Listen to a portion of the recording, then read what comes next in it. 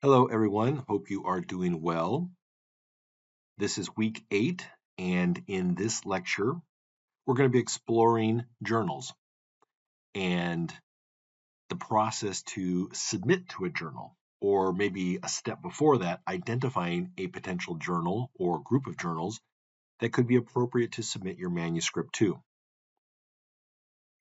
Now, why do we bring this up? Well, you're doing a lot of hard work. You're doing your doctoral work, and it's a systematic review or a scoping review. So you're putting a lot of time and effort into identifying a clinical question and exploring the literature to see what the findings are. Well, if the topic is of interest to you, it's got to be of interest to others. And so the way to share that information is through dissemination through research journals. Now, just because you submit doesn't mean that things are going to be automatically accepted. I'm in the process of working with a few student groups from last year, and one got accepted. I shared that one with you previously in the term, Rachel's paper that was accepted in the journal Virtual Worlds. We're also trying to get a few others published, and as part of that process, sometimes it's successful, sometimes it's not, and you may not always get accepted in your first attempt. And that's okay. That's the nature of the business. But we're going to explore this process here. First off, though, how are things going? As I noted in my email a week or so ago, I am currently on vacation with my wife. So the question for you is, what should you be doing right now at this time? And a lot of ARP2 is devoted to working on your first draft. We want to have, by the end of the term, a first draft submitted, a completed first draft. And so, where are you at with things? Have you completed an exhaustive search of the literature? Have you started to make tables? Are you feeling stuck anywhere? Tables, we've given examples of these before. Tables are important for not only showing your keyword search strategy, but also with the dissemination of the summaries of each of the articles. If you're feeling stuck, just start writing a little bit. Maybe it is the initial writing of the tables and creating those tables as a way for you to be able to visualize or to see each article. Maybe you just start working on your results section and just start compiling things in a way that makes sense. So, Kate Turner, who is in George Fox's occupational therapy program, she and I just published here in June in the journal Obesities a scoping review article entitled Weight Stigma in Physical Therapy and Occupational Therapy, a Scoping Review. And so I share this because the process I used, and this article can be found in this week's module, the process I used was to, after I got all the articles, start creating the tables. And as I created the tables, I was able to kind of visualize or keep track of the different things. I was interested in knowing basically prevalence information, like what is the percentage of people that have weight bias if you're a physical therapist or an occupational therapist or a student. And so I could then talk about the study design, the population, and the summary of results. I was also interested in if there were any interventions to try to improve one's weight bias that they might possess. So I created the tables first, and then I really like how the results turned out. And this is, I think, something potentially valuable for you, not for becoming an expert in the topic, but just seeing how we laid things out. And so because I was looking at both PTs and OTs, I created a section that was devoted to physical therapy professionals and a section that was devoted to occupational therapy professionals. And so then in my opening paragraph in each of those sections, I would highlight how many studies were found, the different tools that were utilized to determine prevalence of weight bias, and I would label those or describe those, and then talked about the studies including either clinicians and or students from which countries. So it kind of set the stage, and then I went into exploring um, different studies, each kind of individual study. At times, I would look at kind of combined studies if there were similarities. So, what do I mean by similarities? Well, here's an example. In this paragraph here, we're exploring PT students and weight bias. And so the paragraph's just devoted to appreciating that. And that's going to kind of be your challenge, because what you don't necessarily want to do is just talk about each individual study. Now, that might be okay. It just depends. It depends upon how many studies you've got. But if there are ways to combine information, for example, let's say you're looking at a dietary intervention for a particular diagnosis, you might say something to the extent of, this could be a paragraph. 3 of the 9 studies focused on the Mediterranean diet in treating condition X. The populations studied were followed for a minimum of 1 year and upwards of 5 years. Dietary habits were monitored by X, Y, or Z. In Smith et al. Reported that individuals after 1 year who adhered to the diet of interest had lower total cholesterol levels.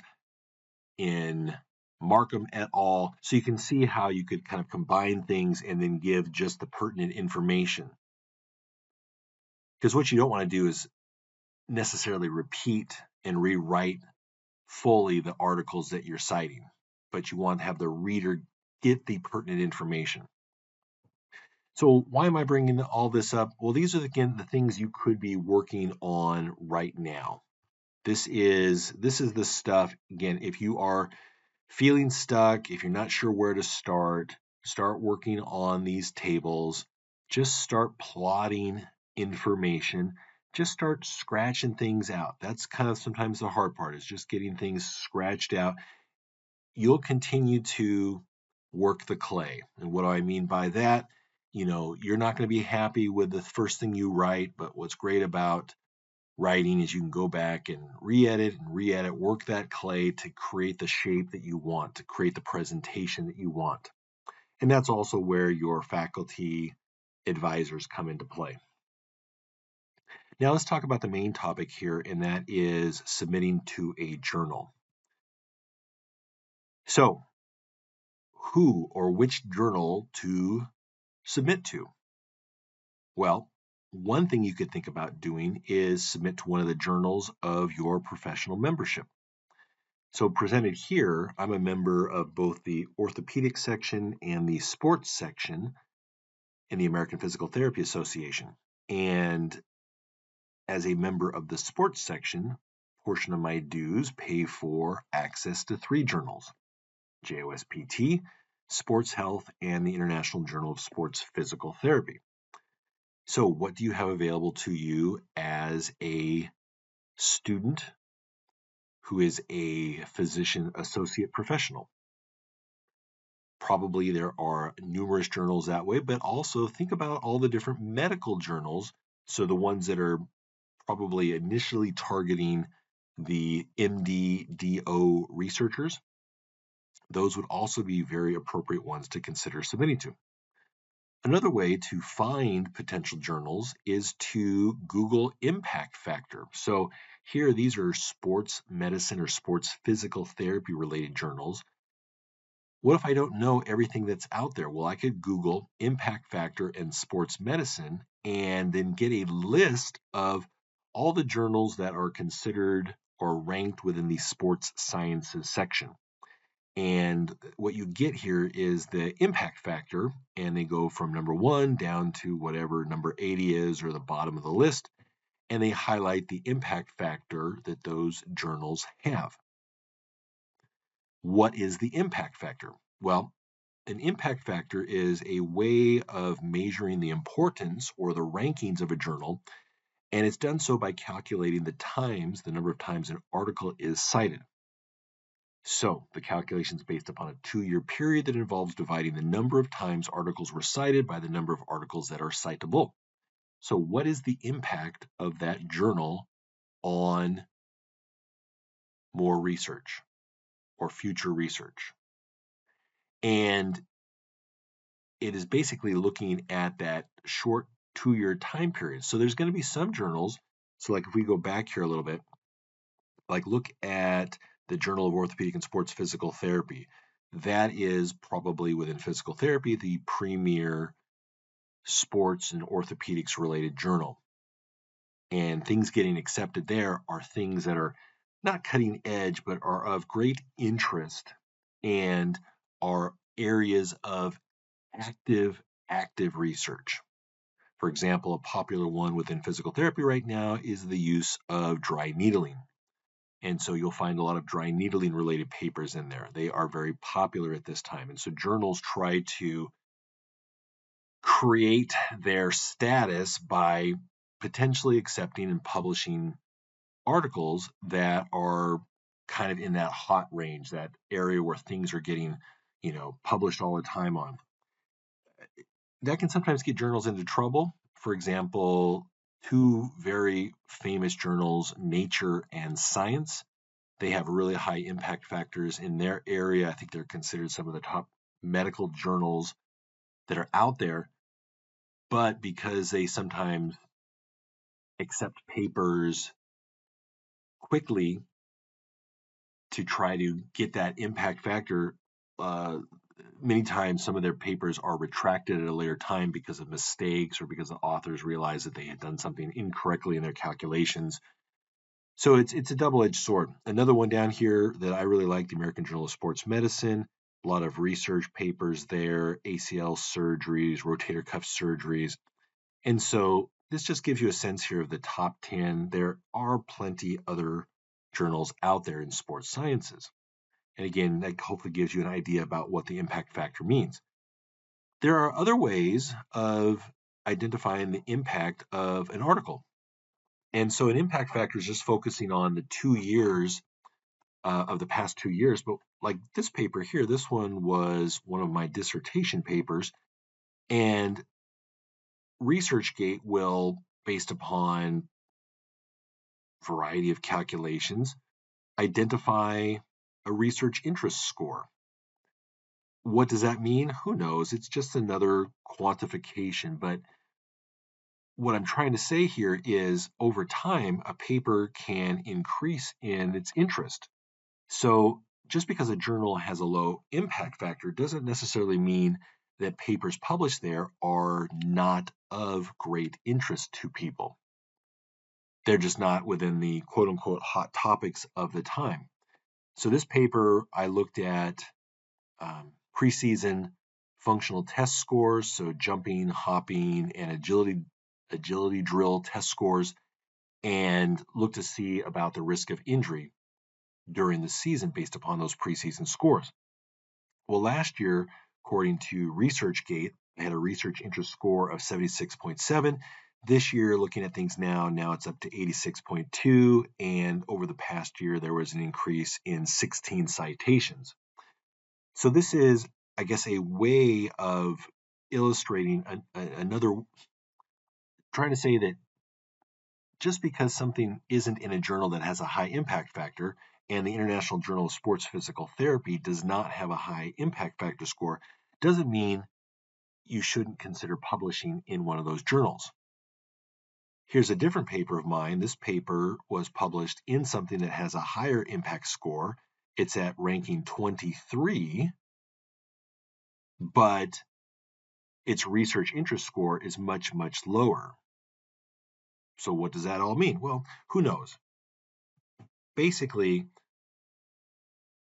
an impact factor is a ranking of journals on a particular topic. Higher ranked journals are ranked higher because they're publishing studies that are cited a lot within a couple year time period. So they're publishing things that are getting a lot of attention in literature. Now, if your topic is one that's getting a lot of attention in literature, you should maybe consider submitting to a higher ranked journal. But there's absolutely nothing wrong with submitting to a lower ranked journal. Most people do not care about a journal's ranking, other than the journal's editorial team and a handful of researchers.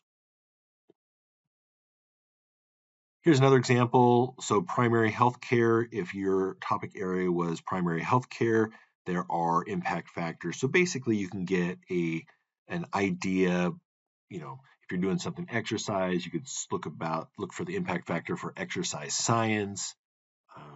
You could put in, if you're interested in something on kidneys, put in impact factor and research journals related to kidneys. You can just kind of start exploring there and seeing what is available.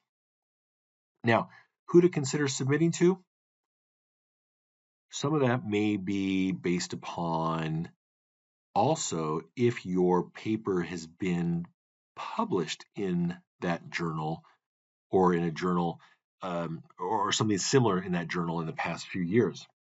For example, when one of the papers we just recently got rejected and we're getting ready to submit to another journal, they rejected it partly because they felt like the topic was too similar to something that they had published recently.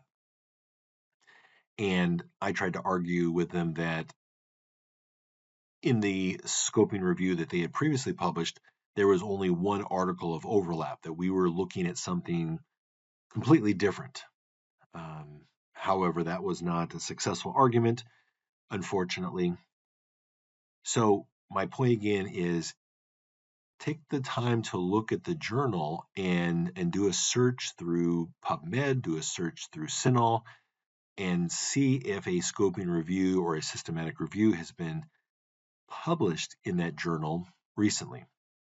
If you're doing a systematic review, also take a look to see if the topic has been registered in the past. And so for those who may be doing a systematic review, look it up in Prospero to see if that has been done recently. If so, how is yours potentially different? Are you adding more articles?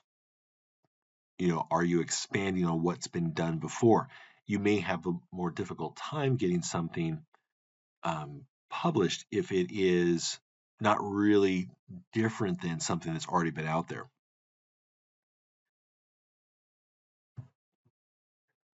Now, who to consider submitting to? Here is an example of a peer-reviewed journal, the Journal of the American Academy of PAs. You could also put into Google research journals for physician assistants or for physician associates and see what pops up, see what things are specific to the PA professional body.